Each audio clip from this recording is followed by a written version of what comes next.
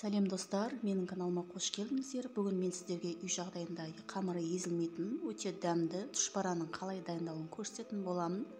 Ол үшін менің каналыма тіркеліп, лайк басып, комментарий бөліміне өз пікірлеріңізді жаза кетіңіздер. Тұшпарамыздың қамырын дайындап аламыз. Ол үшін бізге ұн, жылы су, бір жұмыртқа және де тұз керек болады. Осылай орташа етіп қамыр елеп дайындап аламыз. Қамырымыз қатты да болмау керек, жұмсақ та болмау керек. Ең бастысы қамырдың иін қандырып, дәл осылай мен сияқты елеп дайындап алыңыздар. Сонда тұшпараңыздың да кез келген тағамның қамыры езілмей әдемі болып шығады.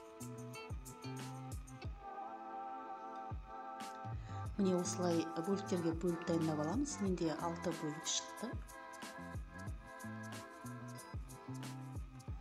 Әдемі қалыптарға келтіріп аламыз. Бетіні жауып 5-6 минутқа тындырып демалдырып қоямыз. Қамырымыз демалып дайын болғанша фаршымызды дайындауға кірісеміз. Фаршқа ұсақталып тұрған жуаны, ұсақтап тұрған укропты және де 1 қасық тұз, 1 қасық қара бұрыш салып, жақсылап араластырып аламыз. Менің фаршым құрғақтау, сондықтан да мен 1 ас қасық сұйық май қосып, тағы да жақсылап араластырып аламын.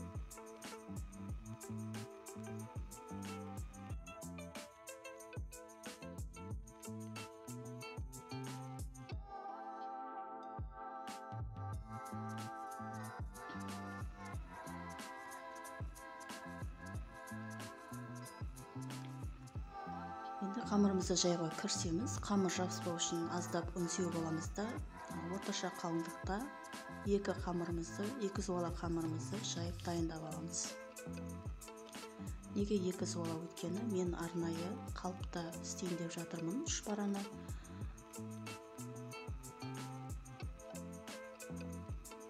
Өйткені бұндай қалыппен дайындайтын болсаңыз, көп уақыт кетпейді.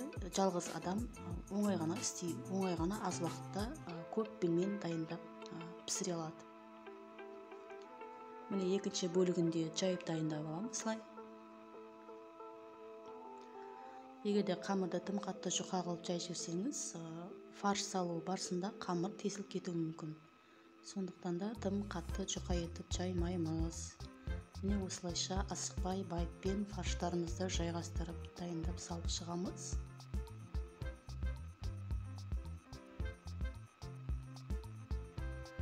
Екінші жайып қойған қамырымызды осылай бетіне қойып, оқтаймен жаямыз. Оқтаймен жаю барысында қамыр өздігінен қиылып, осылай әдемі тұшпаралар дайын болып шығады. Бұл қалыпта тұшпара дайындау өте оңай, көп уақытта кетпейді, көп адам да қажет етпейді. Жалғыз адам аз уақыттың ішінде көп тұшпара дайындай алады.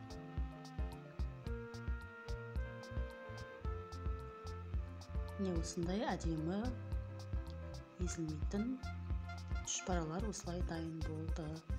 Енді қалған қамырларымызды жайып, дәл осылай дайындап аламын.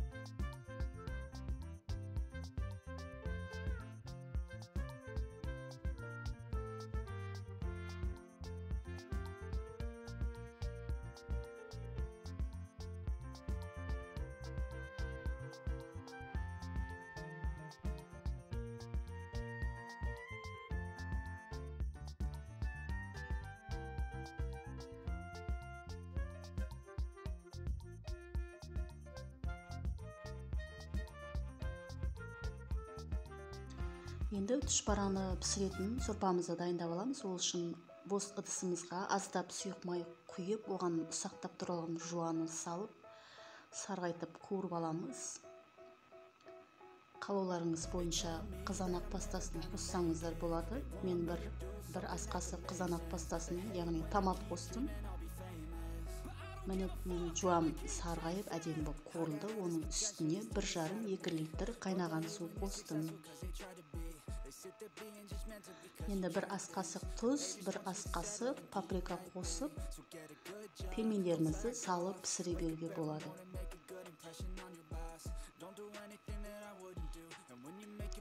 Міне осылай орташа отта тұшпарамызды пісіріп аламыз.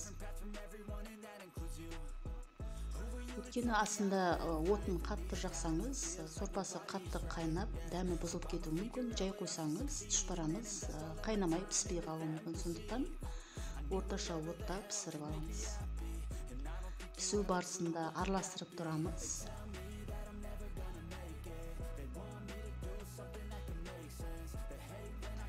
Өйткені біздің тұшпарамыз суға толық батпайды, бетінде жүреді. Сондықтан да тұшпарамыз толық жақсы пісу үшін міндетті түрде араластырып тұруымыз керек.